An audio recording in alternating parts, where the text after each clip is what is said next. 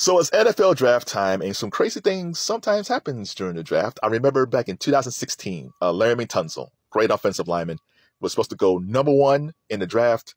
And then right before the draft happens, there was a video on his Twitter account, which they say was hacked. And there was a there was a photo of Larry smoking a bong wearing a gas mask. Iconic video, iconic. But because of that, he slid out of the top 10, went to the Dolphins. And since then, he's been to 4 Pro Bowls, including last season. And next year, he's with the Texans now, he will be the number one highest paid offensive lineman, making around $25 million. So crazy things happen in the draft. So I was on X and I saw this post. A former NFL scout says that Caleb Williams scares a lot of teams via Flim File. Quote, he scares the S out of a lot of teams. When GM told me, it's like if Prince played QB. Let me tell you something. And it seems like this guy's trying to disparage Caleb by comparing to Prince. This guy evidently does not know music history or Prince's resume, but we'll get to that later. So, okay, so let me put the GM hat on, right? So let's say I'm this GM. I understand the criticism a little bit because back during March Madness, Caleb Williams, who played quarterback for USC, he went to the women's March Madness game supporting USC women's Trojans basketball team with Juju Watkins, who Juju will definitely be one of the faces of college basketball moving forward. And he was there, and he had a pink phone case, pink fingernail polish, and Earth, Wind, and Fire is playing. He was going like this. Mm-hmm. It's like, okay, Caleb. And then prior to that, his last game with USC, he went up to the stands where his mom was, and he just cried like a baby. And not just like, you've seen dudes cry before, but he was almost like being cradled by his mom. It's like, okay, all right, he's a different type of cat. But again, these young men today, they're just different, man. Like, they're a little bit softer than my Gen X generation. But then I'm sure my generation was softer to my dad's generation. And I'm sure my dad's generation, the boomers, was softer than the World War II generation, was my grandfather's. And my great-grandfather, he went through slavery. So my great-grandfather said, all y'all soft compared with what we had to go through. So back to Caleb Williams. So yeah, so I understand the criticisms of Caleb Williams. However, comparing if he is Prince, that means you are just Chicago Bears, if he goes number one, which he should, is drafting one of the most iconic football players, one of the greatest football players ever. Because Prince was greatness 24/7.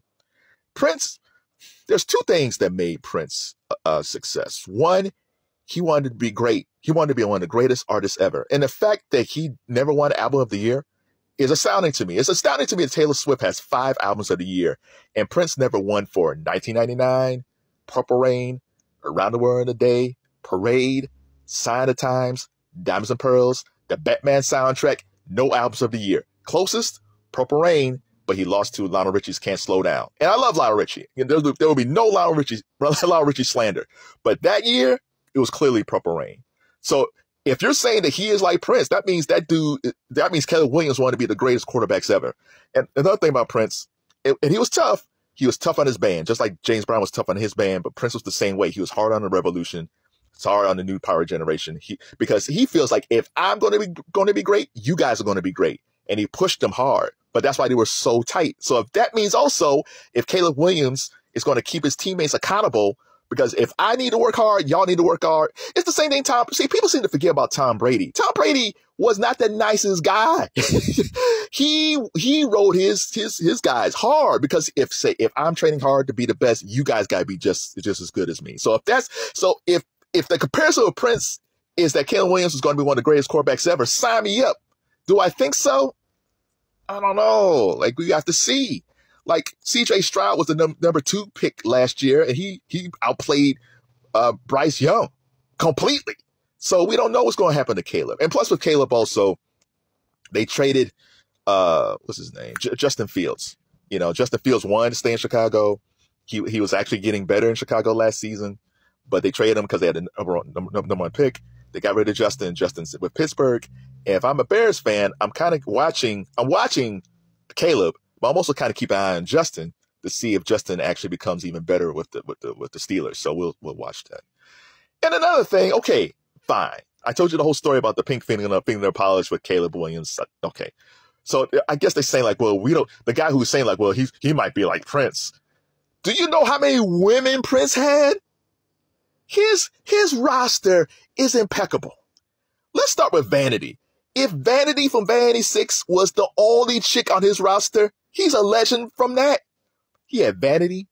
He had Susan that was also in Vanity 6. So he dated 2/3 of Vanity 6. Sheila E, Sheena Easton, allegedly. He was cool with Susannah Melvoin from the Bengals. I mentioned Sheila E. Who else did he have? Apollonia. Susannah Melvoin, Wendy, his guitarist. Her twin sister. He had her. Kim Basinger, which kind of broke his heart a bit. Kim Basinger, Carmen Electra, and then later on he married Maite. And then he has a second wife. I think it's Manuela. And then Manuela, they were divorced. I think they were married from 2002, 2006 to 2007. After they got divorced, Manuela, she ended up marrying Eric Benet, and they've had like 2 girls and they're a happy family. Prince's list of women is outrageous. Even with Misty Copeland, he didn't even date Misty Copeland. He just liked her as a ballerina. His friends was fun. His friends were fantastic. These dudes today always talk about, oh man, I got a baddie.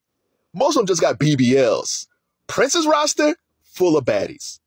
Yeah, but you know what? They never do this to hairband guys.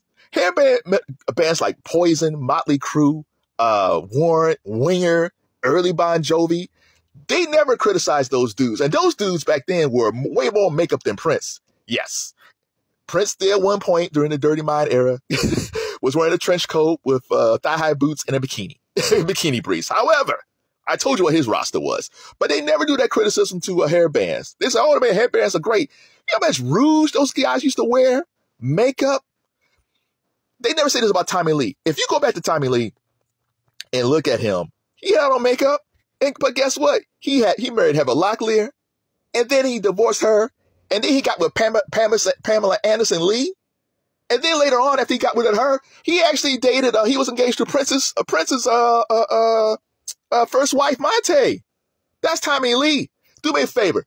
Google Poison's "Talk Dirty to Me," either the video or the album covers, and you tell me, them dudes don't look soft. So listen. I'm saying this I'm saying this because if Caleb Williams is anything close to Prince, off and on the field, you got a star. Now, I don't know what Caleb Williams' dating situation is. And to be honest, I don't really care. It's different now, man. Like old school NFL, I get if you kind of question the guy's dating habits because of the fan base, but it's different, man. These young dudes, man, they're wearing fingernail polish, man. I look at Drake sometimes. He's wearing Afro puffs. He's also wearing fingernail polish. This is a different generation, man. And these NFL scouts and GMs just have to accept it. The thing is, I do not think that Chicago Bear fans care. If Caleb Williams is a fourth of Prince, that means you're getting a guy who's going to take you to the playoffs. If you're getting the full Prince, that means you got a guy who's won you a couple of Super Bowls. So whoever this GM is, whoever these scouts are, get over yourselves. Prince is one of the best artists ever. One of the most iconic men on in music and just in his personal life, just amazing. And if Caleb Williams is anything close to Prince Rodgers Nelson, he most definitely deserved to be the #1 pick in the draft.